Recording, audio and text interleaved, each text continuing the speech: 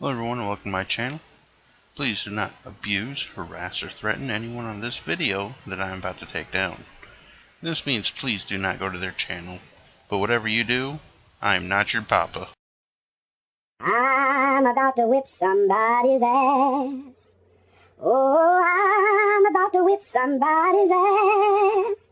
Oh, if you don't leave me alone, you're gonna have to send me home, 'cause I'm about to whip somebody's ass. Hi there! Hello, we've never met. I'm the Pagan Minotaur. Are you tired of being called a racist, a misogynist, a white supremacist, a Nazi, a homophobe, and a transphobe? Whoa, slow down there, Jump Cuts McGee. In the world of YouTube, I haven't been around long enough to be called any of this.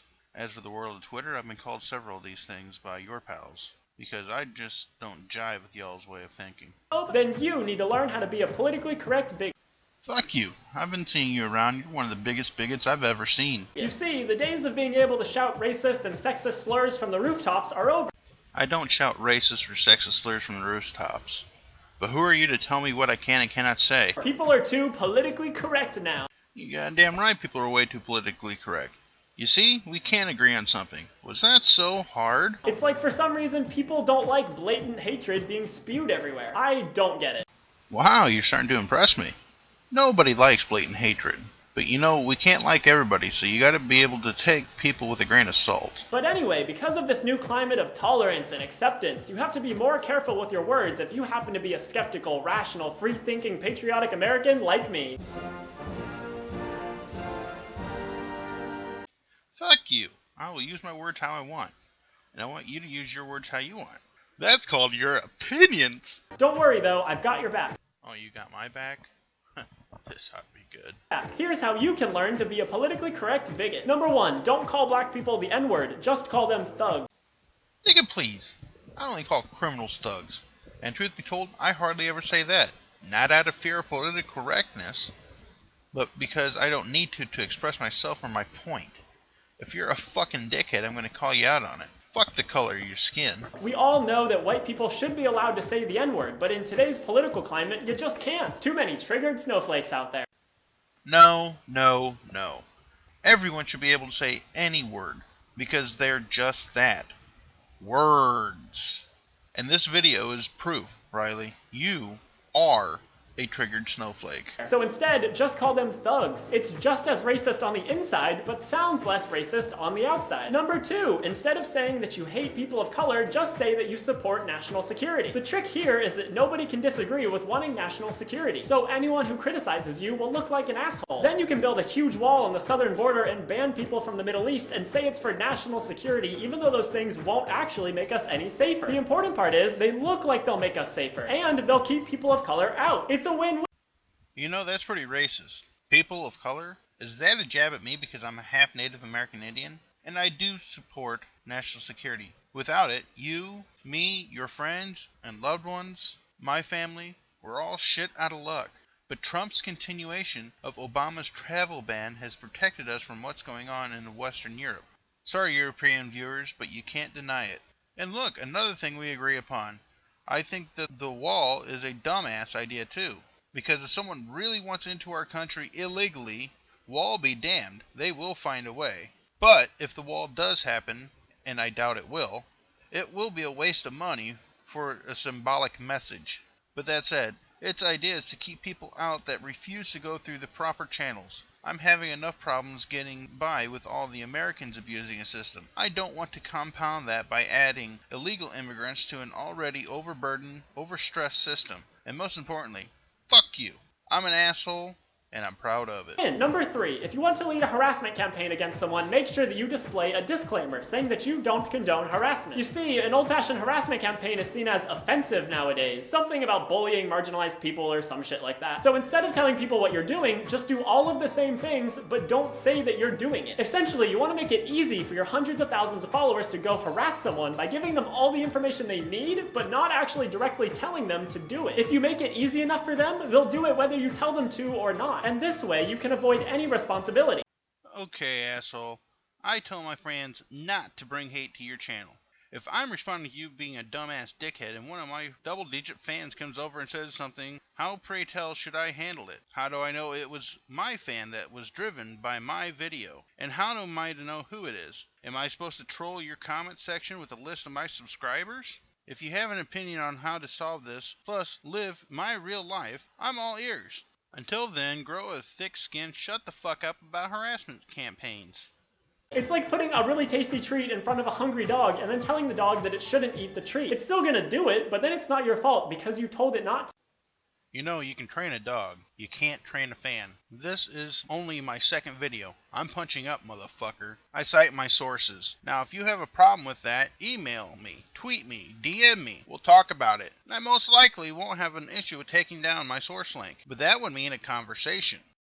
Number 4, don't call people feminazis, just call them feminist extremists. Back in the day, feminazi was a perfectly good insult. You could dismiss the arguments of any annoying feminist with just one word. But now, thanks to PC culture, we have to use 2 words. Feminist extremists. Still, it's a good way to ignore the concerns of anyone who criticizes you, so I highly recommend using. Fuck off, you feminazi. I get called a Nazi on Twitter because I like to think. I like to speak my mind. I like the freedom of expression, the freedom of speech. It's feminists that actually have the Nazi mindset. Pot, meat kettle.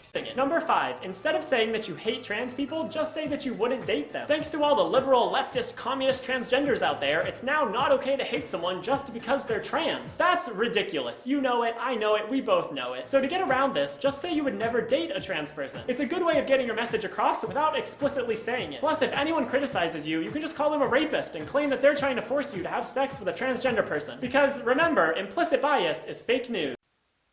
Let's unpack this.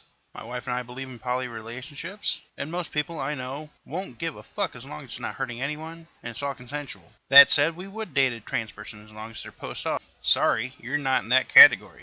Just because you grew out your hair and put on makeup does not make you a trans person. Now, if you look at Blair White, she's making transitions. Now let's look at one of your own pals, Milo Stewart. I think Milo is misinformed and is not mentally thinking through the decisions, but at least Milo is attempting to make the transition. I can respect Milo for that. Number 6, don't call yourself a white supremacist. Just say that racism doesn't exist and that people of color are ruining our country. Fuck you, you racist piece of shit. People of color ain't ruining this country. It's the fake trans people, the feminists, the illegal immigrants, BLM, the fucking Muslims that want Sharia law in their underhanded, under-the-radar markets that send money to terrorist gangs in other parts of the world. White supremacist has all sorts of negative connotations now. White nationalist is sometimes okay, but not always. The easiest way around this is just to say that you have white pride. So it's okay to have black pride, Latino pride, Arab pride, and whatever else, but yet you can't have white pride because that makes you a racist? Do you not see the flaw in this argument? And to complain about reverse racism and white genocide. Talk about the evils of multiculturalism. Laugh about the people of color who will die because of environmental racism. And yell at people when they don't speak English. But if anyone calls you a white supremacist, you deny it. The label might fit, but it's not politically correct. I can care less about multiculturalism. And if you're here legally to become a citizen, then you should strive to learn the language.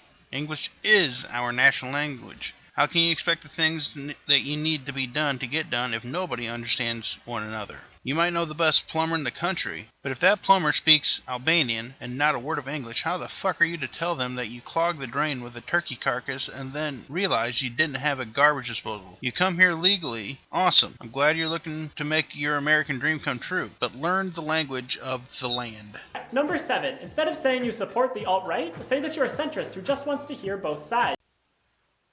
How about this? I'll say shove the left, right, and center up your ass. I'll call out everyone's batshit stupid ideas and go my own way politically. That's the joy of being an independent. I'll look at the options and choose the lesser of the evils, then make my vote. That's what I love about the American politics. I can vote on a person's policies and not get stuck in an entire party's ideologue. This one's easy. People love centrists, even though it's a logical fallacy to claim that the two extremes are bad and the center is good. It's called an argument to moderation, look it up. But if you say you're a centrist, nobody can say that you're actually alt-right. And then all you have to do is ignore the left and constantly give a platform to the right. Make sure you challenge the left on all their ideas, but allow the alt-right to speak freely. It's genius, really. Say that you support free speech and hearing out both sides. People love that shit, and they won't even see how it works to empower the alt-right.